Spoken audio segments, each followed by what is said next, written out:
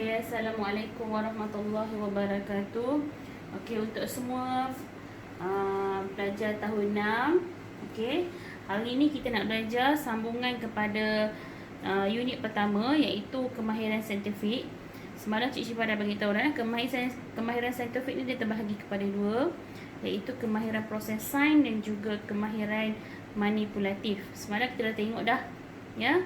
6 tambahan 12 lah, 12 kemahiran proses sains. Okey, hari ni kita nak tengok pula apa itu kemahiran manipulatif, ya. Kemahiran manipulatif ni adalah kemahiran psikomotor, ya. Okey, kat sini ada 5 kemahiran manipulatif yang kamu kena tahu, ya. Okey, sebab dalam bilik sains ni semasa kita nak buat eksperimen ni macam-macam kemahiran kita nak guna. Okey, jadi kemahiran manipulatif ni adalah termasuk dengan kemahiran yang kita akan gunalah. Kita akan guna pakai semasa berada dalam bilik sains. Okey, yang pertama bersih. Ya, keywords dia bersih. Ya. Okey. Selepas kita menggunakan peralatan-peralatan yang kita guna tadi semasa buat penyiasatan atau eksperimen tadi, kita perlulah membersihkan kembali peralatan yang telah digunakan, ya. Yang telah digunakan kita perlu bersihkan kembali, ya. Okey, yang kedua, alatan. Okey, alatan ni setiap peralatan yang ada dalam bilik sains tu ada fungsi dia tersendiri. Jadi kita tahu kita kena gunakan atau kendalikan peralatan itu mengikut fungsi-fungsi dia, ya. Okey, contohnya penunuh bangsa untuk apa, bika digunakan untuk apa, tabung uji digunakan untuk apa. Jadi kita kena tahu, kita kena gunakan peralatan itu dengan betul. Okey, seterusnya spesimen. Spesimen, apa sahaja yang kita gunakan sebagai spesimen ataupun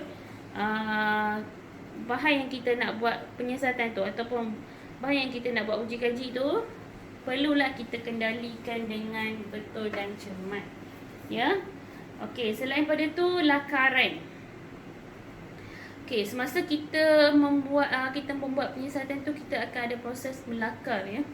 Jadi kita perlulah lakar spesimen, peralatan atau bahan sains tu dengan tepat, dengan betul, ya. Okey. Selain pada itu juga simpan. Keyword dia simpan, ya. Selepas kita membersihkan peralatan sains, okey, kita perlulah selepas kita menggunakan peralatan sains, kita perlulah simpan peralatan sains itu di tempat asalnya kembali, ya. Bersihkan, letakkan di tempatnya.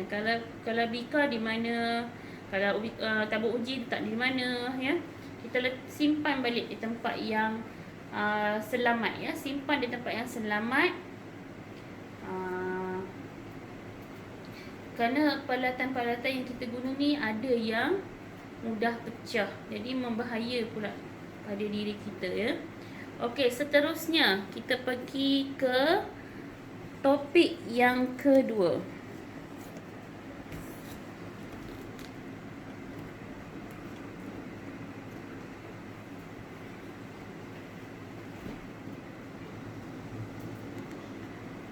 Okey, topik yang kedua ni semua tahu. Kita dah belajar daripada tahun 1, tahun 2 kita belajar ni, ya. Okey, unit 2 iaitu peraturan bilik sains, ya. Okey, dalam setiap tempat yang ada di sekolah tu ada peraturan dia tersendiri. Jadi begitu juga dengan bilik sains, ya. Bilik sains juga ada peraturan yang kita kena patuhi, ya. Yang pertama, okey, kita tidak boleh membawa, ya, beg sekolah masuk ke dalam bilik sains. Kita tidak boleh membawa beg sekolah ke dalam bilik sains. Jadi kita perlu letakkan beg sekolah kita di luar bilik sains, ya.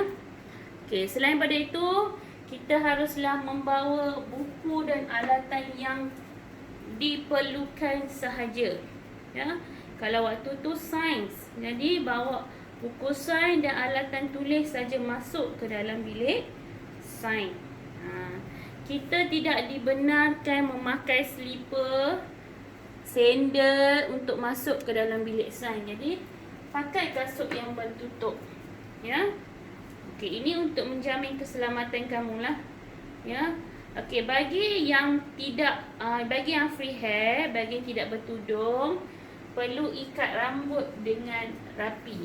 Ya.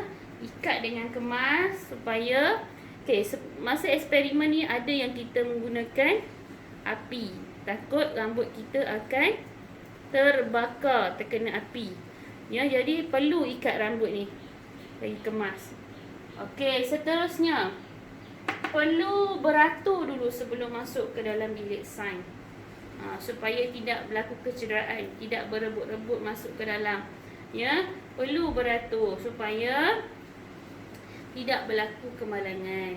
Okey, yang seterusnya mendapat kebenaran guru sebelum masuk ke dalam bilik sains. Okey, kena dapat pengetahuan. Guru kena tahu kita nak masuk ke dalam bilik sains, kena dapat dulu kebenaran dia, baru boleh masuk ke dalam bilik sains. Okey. Tidak boleh berlari, bermain atau bergurau di dalam bilik sains. Ya, dekat bilik sains tu ada bermacam-macam alatan yang boleh mencederakan kamu, ataupun kamu pun boleh tercedera, tersadung, terantuk. Jadi tidak boleh berlari atau bermain di dalam bilik sains. Okey, yang seterusnya, laporkan kepada guru jika berlaku kemalangan, kecederaan atau alatan yang pecah.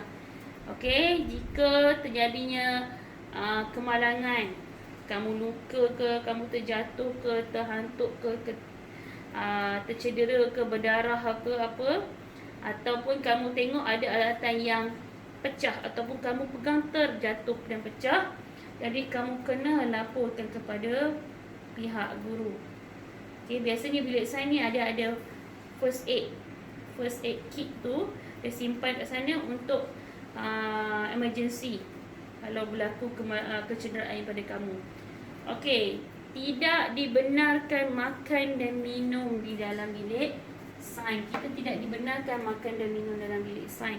Sebab dalam bilik sains tu ada bahan yang boleh menyebabkan keracunan. Ya, kalau kita makan kat situ mungkin kita terhidu dan kita mengalami keracunan. Ya. Okey. Habis kat situ peraturan bilik sains. Kenapa? Cik Syifa nak tanya, kenapa kita perlu mematuhi peraturan bilik sains? Kenapa kita perlu mematuhi peraturan bilik sains? Okey, pertama, ya, supaya eksperimen atau penyelidikan atau pengkajian yang kamu lakukan itu berjalan dengan lancar. Kalau kamu bermain, kan, tidak mendengar arahan guru, jadi eksperimen yang kamu jalankan itu tidak dapat berjalan dengan lancar. Jadi kebaikan ataupun faedahnya kita mematuhi peraturan bilik sains ini adalah kita dapat keputusan ataupun eksperimen yang kamu jalankan itu akan berjalan dengan lancar. Yang kedua, kenapa kita perlu mematuhi peraturan bilik sains? Ialah supaya kita tidak mengalami kecederaan, kemalangan di dalam bilik sains. Ya. Okey, yang seterusnya, mungkin kita tidak akan mengalami keracunan sebab kita tidak makan dan minum dalam bilik sains. Ya. Okey, itu saja. Terima kasih.